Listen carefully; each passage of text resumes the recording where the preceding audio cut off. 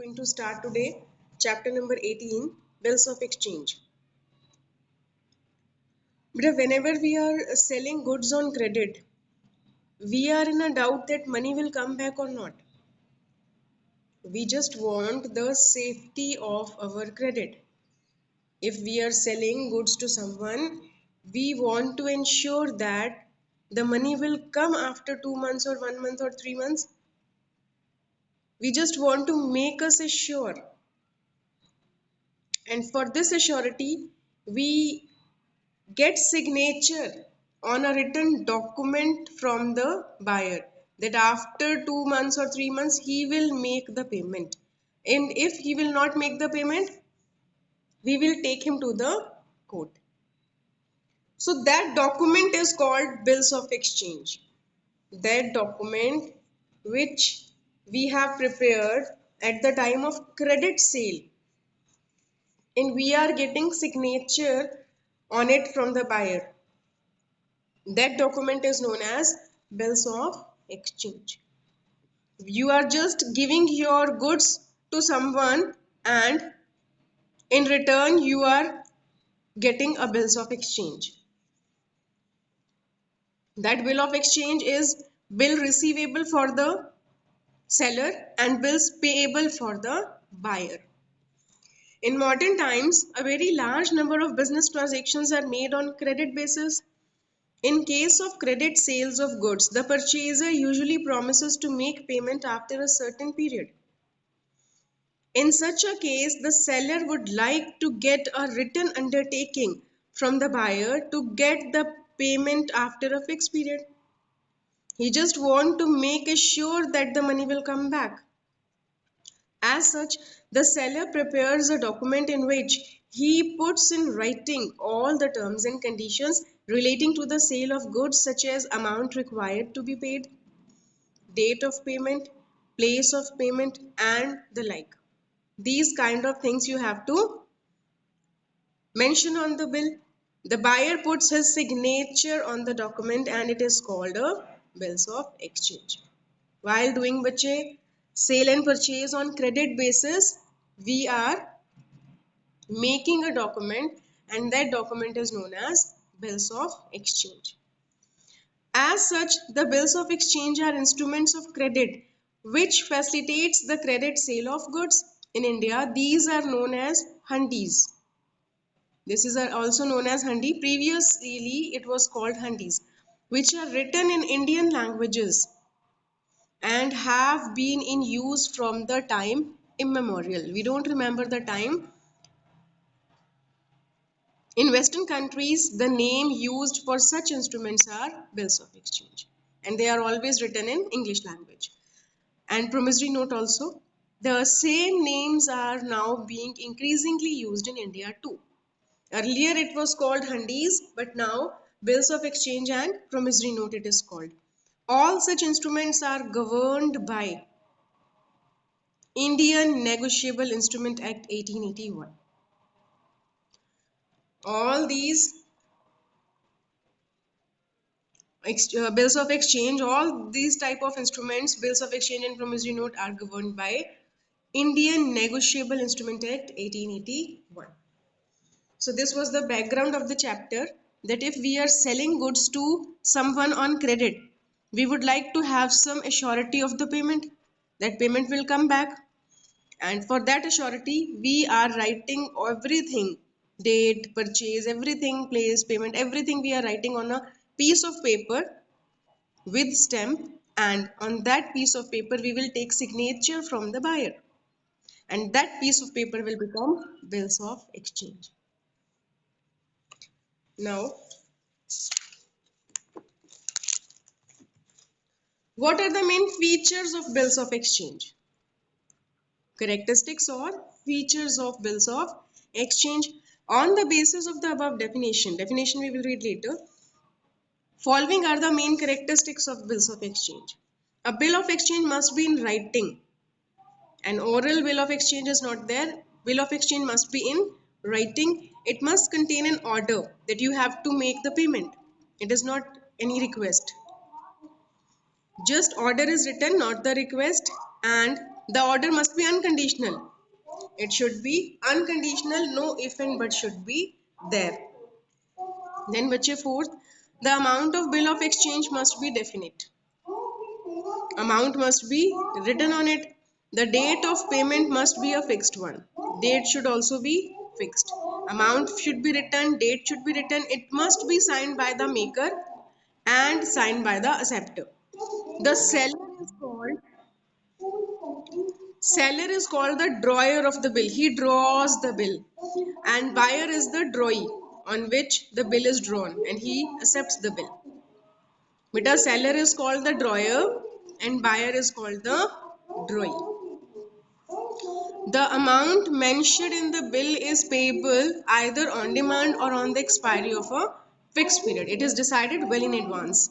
The amount is payable either to the bearer of the bill or to specified person. He can also hand over it to someone else. Bearer means who is having the bill. If we are having the bill, we are liable to get the payment. If we are not having the bill, if the bill we have given to someone else, then someone else will get the payment. It bears stamps. We have to put stamps on a piece of paper to make it bill of exchange. It bears stamps according to its amount or is drafted on a stamp paper. Either you use the stamp paper or you can place the stamps on the written paper. So these are the main features of bills of exchange. A bill of exchange must be in writing. It must contain an order. Order must be unconditional. Amount should be written on it. Date of payment should be written. It must be signed by the seller, drawer, and it must be signed by the drawee, means buyer. The amount mentioned in the date will be payable on demand or after expiry of a period. It is decided, and the amount is payable either to the bearer or to the specified person. And it bears stamps according to its amount, or it is written on the stamp paper. Now go to the definition. All these features are mentioned in the definition given by Indian Negotiable Instrument Act 1881. A bill of exchange is an instrument in writing. So first feature, an unconditional order signed by the maker. An unconditional order signed by the maker directing to pay certain sum of money. Signed by the maker and directing to pay the certain sum of money only to or to the order of a certain person or to the bearer of the instrument. So all these features are written in the definition, that this is a written document in which you have to write an order and you have to write the date, amount, everything you have to mention and get signature of the buyer also. Both the parties have to sign on it, the drawer and the drawee. Drawer is the seller of the goods and drawee is the buyer of the goods. Now, how many parties are involved in bills of exchange? There are three parties involved in bills of exchange. Drawer, drawee, payee. Drawer is the seller of the goods. He is the seller or creditor entitled to receive money from someone. He writes on draws or draws the bill and is known as drawer. The bill of exchange is signed by the drawer of the bill. Then drawee or acceptor? Drawee is the buyer, purchaser of the goods. He is the seller, he will make the bill, he will draw the bill and get the signature of the buyer. And drawee is the buyer, purchaser or the debtor on whom the bill is drawn and who is liable to pay the amount mentioned in the bill. He is liable to pay the amount. He has to make the payment. Then third and last party, the person who is payee. The person whom the payment is to be made is called the payee. Who will receive the money? Who will receive money? The person who will receive money is the payee. Now the payee can be the drawer. He is drawing the bill. He can get the payment from him if he retains the bill. But if he hand it over to someone else, then someone else will become the payee. The person who will be having this bill will be the payee. He will receive the money. If drawer gives it to the bank, so the bank will receive the money. And if he gives it to any of his creditor, that person will receive the money. So the payee can be the seller and can be someone else. So these are the three parties involved in bills of exchange.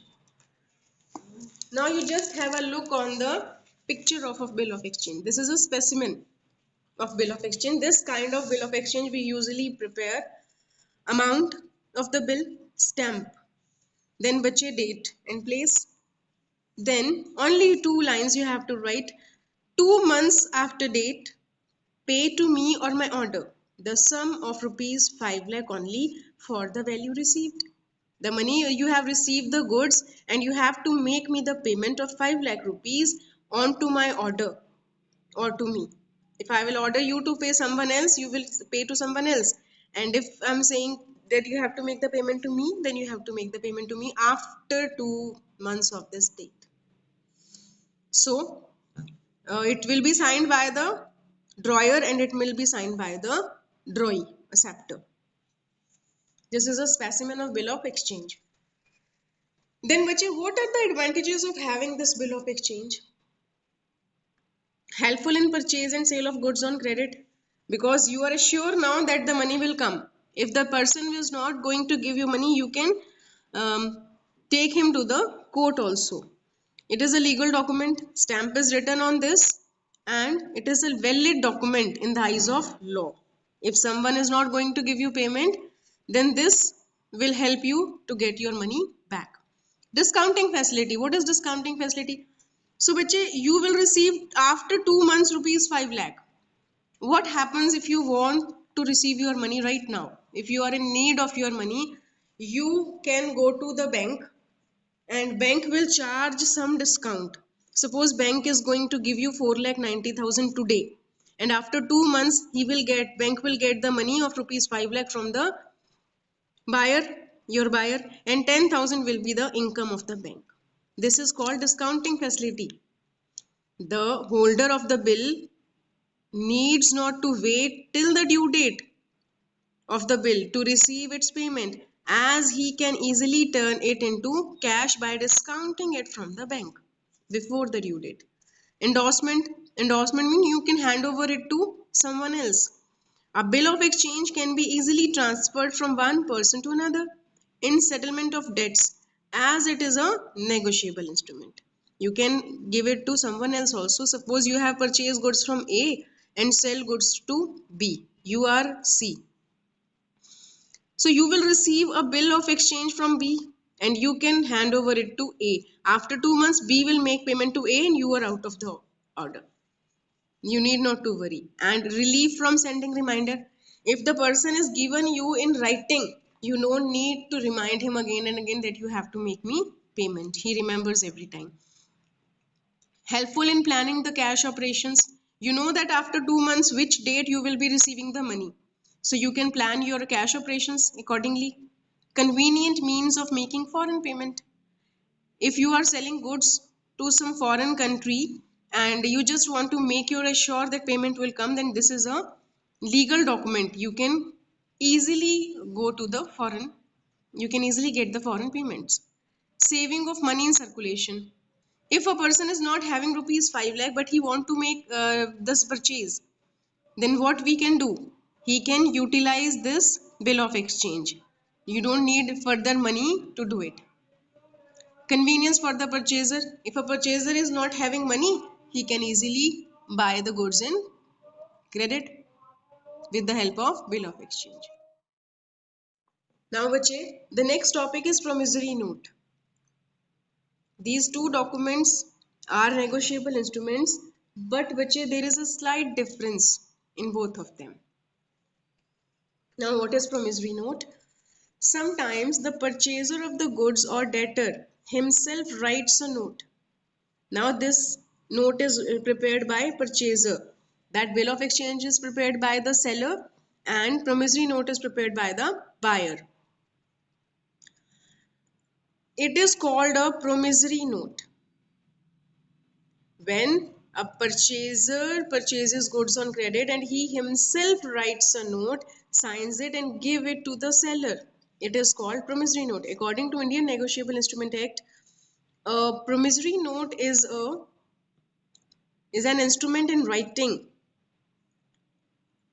containing an unconditional undertaking signed by the maker to make the payment.